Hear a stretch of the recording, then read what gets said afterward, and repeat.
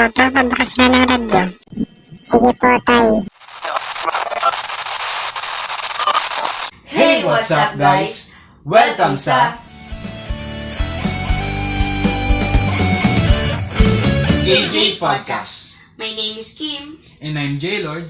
And before we start, magkaroon muna tayo ng konting kamustahan. Hi J-Lord, how are you? Mukhang pagod na pagod ka. Oo nga pagod na pagod talaga ako kasi 'di ba, Parade of Saints kahapon. Kasali ako. Nakapagod maglakad tapos ang init pa. Pero okay lang 'yun. Ikaw ba? Ito, okay lang. Patuloy pa rin ang laban sa buhay. Yun na nga. Teka, ano bang topic natin ngayon? Well, may nag-send kasi ng message sa page natin. And based sa story niya, naka-encounter siya ng miscommunication. Naku, mahirap nga yan. About saan ba? Sa love life? Sa family? Ito na nga, babasahin ko na. Nung grade 10 ako, gala ako. So, lagi ako nadaan sa hallway ng grade 10. Then, lagi kong nakikita itong tao na to, na parang ang sama niya lagi tumingin sa akin. So, ako, sinasamahan ko rin siya ng tingin pag nadaan ako sa hallway or sa tapat ng room nila. Yung tinginan ba na, tara yan, ganun. Tapos, dumating yung time na may quiz kami sa science.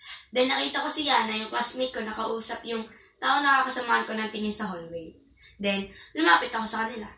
Nakikipag-usap ako sa kanya, ganun din siya sa akin. Tapos, nagpalita kami ng ID sa hindi ko maintindihan dahilan. Then, tumagal ng tumagal, mas naging close ko na siya. At naging kaibigan ko pa. Then, after a month, doon na namin napag-usapan kung paano kami nagkakakilala. Sabi ko, parang ka kasing galit sa akin, kaya sinasamahan ni kita ng tingin. Sabi niya, hindi, ganun lang talaga ako tumingin. So ayun, nang dahil sa misunderstanding, nagkaroon ako ng kaibigan na hanggang ngayon kasama ko pa rin. Hindi lahat ng misunderstanding or miscommunication masama ang nagdudulot, minsan blessing. Ay, nagkatrayan lang, nagkaroon agad ng new friendship.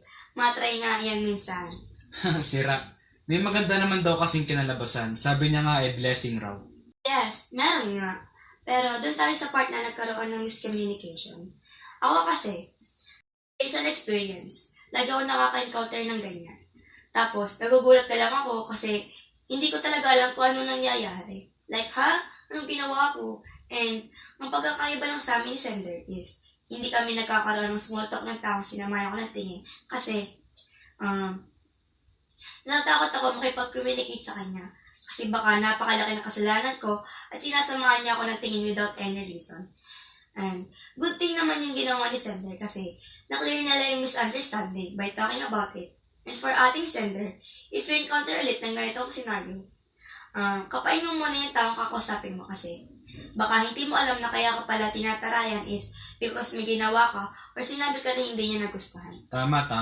Kasi minsan 'di ba, mahirap ayusin ang isang miscommunication.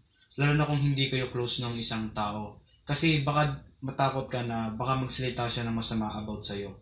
Tapos hindi mo alam, ang pinakamahirap ayusin sa lahat ay verbal miscommunication. Kasi dito, oral ka nagsasalita. Pag may nasabi kang mali, hindi mo na siya mabubura or maaalis sa isipan ng tao. To the point na dadamdamin na nila yung nasabi mo. At maglilid to sa non-verbal miscommunication. Nagsisimula kasi minsan ang non-verbal miscommunication dahil kagaya dun sa kanina sa facial expression. Iwasan kasi natin ang madalas na pagkukonclude ng mga bagay-bagay na porket masama ang tingin sa atin is galit na. Yun pala, facial expression lang nila yun.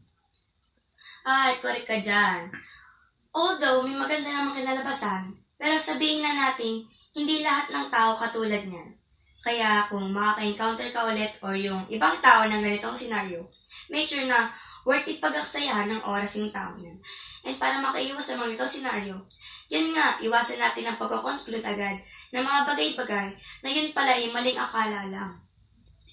At saka maayos naman ang miscommunication between two people by talking about it naman. Kasi sabi nga, communication is the key para magkaroon ng magandang pagsasama. Kaya kung kaya namang ayusin na agad by communicating to each other. Kasi tignan niyo yung kinalabasan ng maling akalang iyon, nagkaroon pa siya ng kaibigan. Kaya naman, kung bibigyan ko ng title ito, tatawagin ko itong Unexpected Friendship. Kasi sabi nga nila, the best friendship usually begins unexpectedly. Ganda naman. Sana pumasok sa isip niyo yung mga pinakasabi namin. Dito na nagtatapos ang